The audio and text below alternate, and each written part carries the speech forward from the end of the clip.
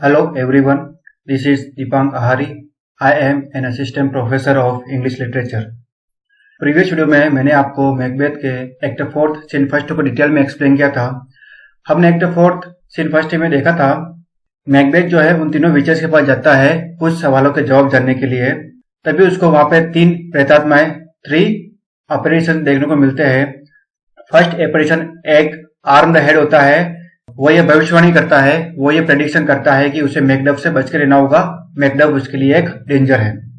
Second एपरेशन, second जो प्रेतात्मा होती है वो एक ब्लडी चाइल्ड होता है, खून से भरा हुआ एक बच्चा होता है जो ये प्रेडिक्शन करता है कि कोई भी व्यक्ति जो कि एक औरत से पैदा हुआ होगा वो कभी भी मैकबेथ को नुकसान नहीं पहुंचा सकता, कभी भी हार्म नहीं कर सकता है। और जो लास्ट थर्ड एपरेशन, तीसरी प्रेतात्मा जो आती है वो एक बच्चा होता है जो कि क्राउन पहने हुए होता है और जिसके हाथ में ट्री निकल रहा होता है, पेड़ निकल रहा होता है। तो वो ये प्रेडिक्शन करता है कि जब तक ग्रेट बिर्नम वुड डंसिनन हिल तक मींस मैकबेथ के किले तक नहीं आ जाए तब तक मैकबेथ को कोई हरा नहीं सकता, कोई भी परास्त नहीं कर सकता, तब तक मैकबेथ हमेशा ही विजयी रहेगा, विक्टोरियस रहेगा। तो ये तीनों भविष्यवाणियां होती है, ये तीनों प्रेडिक्शन होते हैं और इन तीनों प्रेडिक्शन को सुनकर मैकबेथ बहुत ही खुश हो जाता है और उसको ये फील हो जाता है कि अब मुझे कोई भी हरा नहीं सकता और अब मैं अपनी नेचुरल डेथ ही मरूंगा और अपनी पूरे लाइफ टाइम ही किंग बना रहूंगा। और इस सीन फर्स्ट के एंड में मैकबेथ को यह विचार आता है कि मैकडफ उसके लिए खतरा है, इसलिए वो चाहता है कि वो मैकडफ के राज्य 5 पर अटैक कर दे और उसकी वाइफ, उसके बच्चे और उसके जो भी सपोर्टर्स है उन सबका मर्डर कर दे। इसी के साथ act fourth scene first finish हुआ था। इस वीडियो में मैं आपको एक्ट फोर्थ सीन सेकंड को डिटेल में एक्सप्लेन करूंगा। तो जैसे ही act fourth scene second begin होता है, हमें जो प्लेस इस सीन में दिखाया जाता है वो प्लेस है 5 मैकडफ्स कासल, मैकडफ का किला हमें इस सीन में दिखाया जाता है। और इस सीन सेकंड में जो जो कैरेक्टर्स अपीयर होंगे, परफॉर्म करेंगे, उन कैरेक्टर्स के नेम है lady Macduff, Ross, son of Macduff and first murderer. तो ये सभी इंपॉर्टेंट कैरेक्टर्स इस सीन में परफॉर्म करेंगे। Alright, so let's begin this act fourth scene second. तो जैसे ही act fourth scene second begin होता है, हमें लेडी मैकडफ और रोज दिखाए जाते हैं। लेडी मैकडफ सीन के स्टार्ट होते ही बोलती है, वह मैकडफ के बारे में पूछती है कि उन्होंने ऐसा क्या काम किया था कि वह इस कंट्री को छोड़कर ही भाग गए हैं। रोज उसको समझाते हुए कहता है कि लेडी मैकडफ, आपको पेशेंस रखना चाहिए, आपको धैर्य रखना चाहिए और उन्होंने जो किया है उस बात को आप समझने की कोशिश करो। लेकिन लेडी मैकडफ गुस्सा होते हुए कहती है, लेकिन मेरे हस्बैंड मैकडफ में बिल्कुल भी पेशेंस नहीं था, मुझमें तो पेशेंस है लेकिन मेरे हस्बैंड में बिल्कुल भी पेशेंस नहीं था और उन्होंने ये भागकर एक बिल्कुल ही पागलपन वाला काम किया है। ये काम बिल्कुल ही मैडनेस वाला है। हो सकता है कि हमने जो भी काम किया हो वो धोखेपूर्ण नहीं हो, लेकिन फिर भी हमारा जो फियर्स है, हमारे जो डाउट्स है, उस वजह से सभी हम पर शक करेंगे और सभी हमको विश्वासघाती ही समझेंगे। लेडी मैकडफ की ये बात सुनकर रोज आगे कहता है, तुमको तो ये पता भी नहीं है कि उन्होंने ये जो काम किया है, जो इस कंट्री को भाग के वो गए हैं, इंग्लैंड गए हैं, वो काम बुद्धिमानी से भर के किया है या फियर के कारण किया है। तुम्हें तो इस बारे में कुछ भी इंफॉर्मेशन नहीं है। लेडी मैकडफ रोज की बात सुनकर आगे कहती है, तुम विजडम की बात करते हो, अपनी वाइफ, अपने बच्चों और अपने माहौल और अपने सभी सपोर्टर्स, अपने सभी ऑफिसर को छोड़कर, वो भी बिना इंफॉर्मेशन दिए हुए और बिना कुछ बताए हुए ऐसे छोड़कर कौन जाता है। तो इससे तो ये लगता है कि उनको फियर था, डर था, इसलिए वो डर के कारण यहाँ से भाग गए हैं और मुझे इसमें कोई भी विजडम नहीं लगती है। यह तो क्लियर है कि उनको किसी से भी लव नहीं है, किसी से भी प्यार नहीं है, उनके मन में किसी के लिए भी नेचुरल अफेक्शन नहीं है, नेचुरल लव नहीं है और न ही वो किसी के लिए सिंपैथी रखते हैं। इसलिए वो बिना कोई इन्फॉर्मेशन दिए ही इस देश को छोड़कर चले गए हैं और इंग्लैंड चले गए हैं। कम से कम उन्हें सबको इन्फॉर्म तो करना चाहिए था। मेरे हस्बैंड मैकडफ तो इतने गए बीते हैं कि जो छोटी छोटी चिड़िया होती है उनसे भी बहुत ही गए बीते हैं, जो कि अपने घोंसले में, अपने नेस्ट में, अपने बच्चों के रक्षा के लिए खुद लड़ती है।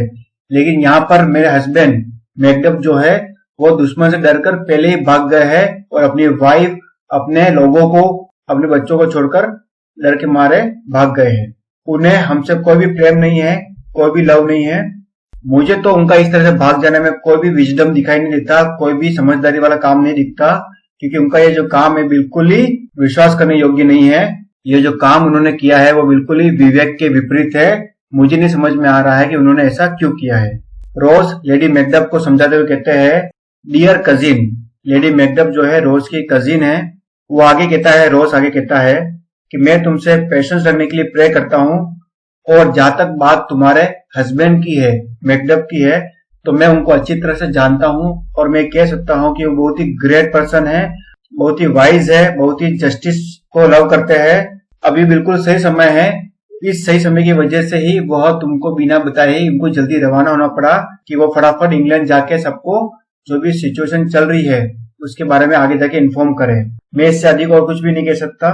ये जो टाइम जो चल रहा है ये एक हाई टाइम है, हार्ड टाइम निकल रहा है अभी जो हमारे साथ निकल रहा है, और हम कुछ भी नहीं कह सकते। किसी भी वक्त हमको ट्रेटर डिक्लेयर किया जा सकता है, विश्वासघाती घोषित किया जा सकता है कि हम देशद्रोही हैं।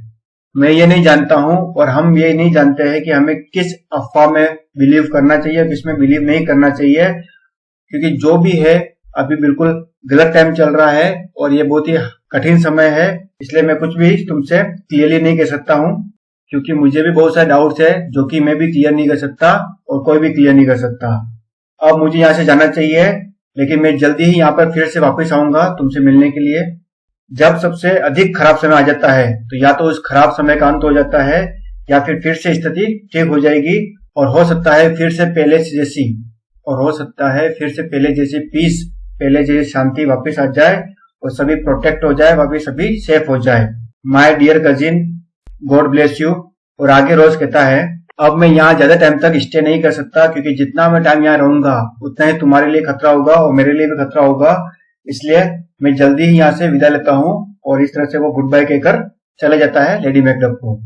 रोज के जाने के बाद लेडी मैकडफ और मैकडफ का पुत्र सन ऑफ मैकडफ वहीं होते हैं।